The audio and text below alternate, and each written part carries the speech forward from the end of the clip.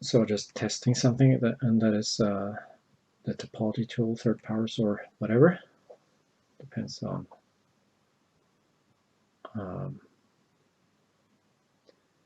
what you got, what you use. But this is the hardest one. You can see all the points. This is a lower version of that.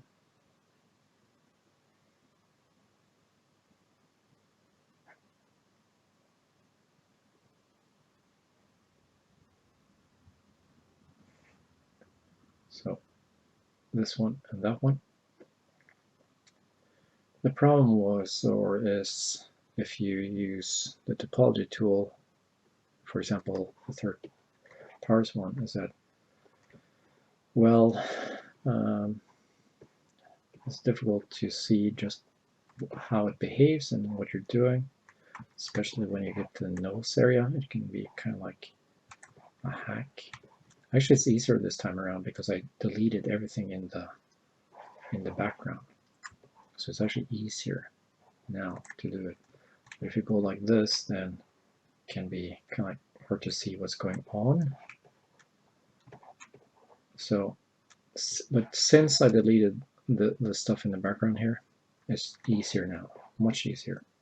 But usually what will happen is that you would have an object like this instead, and then it gets to be a bit tricky to see where the shapes are.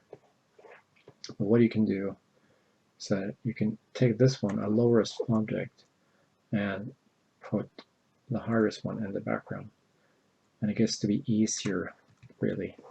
So you can see the black dots here, that's the higher stuff.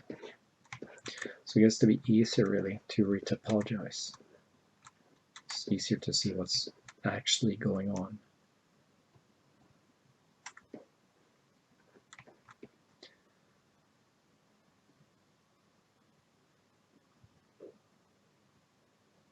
Of course, you need to know yourself how this is going to turn out. I mean, how will the polygons behave?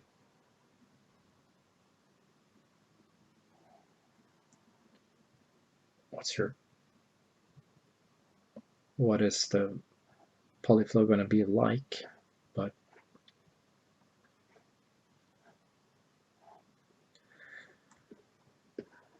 yeah, sometimes I feel that it's a bit tricky.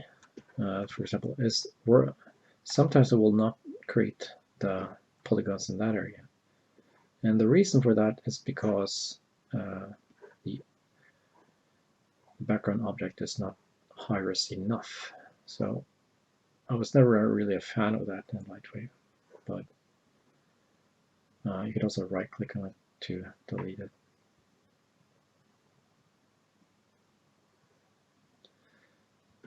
Okay, so it's still tricky to see what's going on, but what you can do is you can highlight them, and then you can use the point normal tool and just move it up a bit in the normal. It just makes it easier to see what's going on.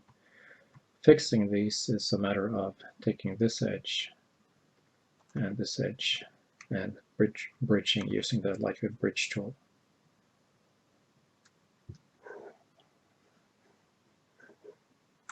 So if you want to retopologize in LightWave, then that's the way to go about it.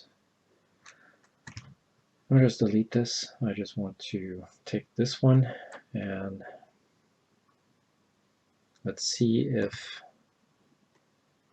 my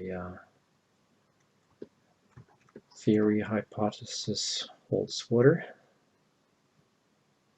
So it gets to be a bit tricky to retopologize that. So we'll, I think I'll go with a metaform and go like that. So now we've got higher resolution. put that in the background. And let's see if 3Powers topology tool is more friendly once we got more polygons in the background. It looks to draw smoother. The speed is not that bad either. But is it better? I don't know. I find it a bit hard to say.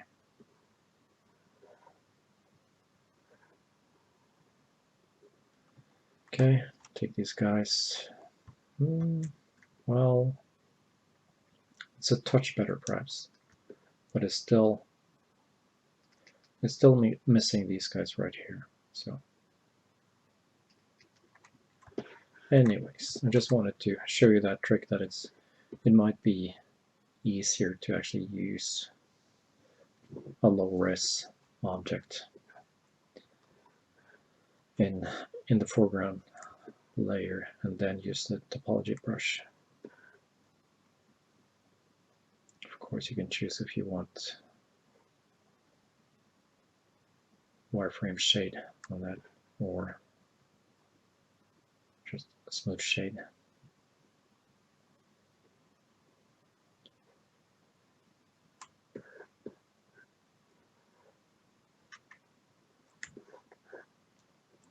But yeah, I just wanted to add that, and I'm still not happy at all about retopologizing in LightWave. It's not a great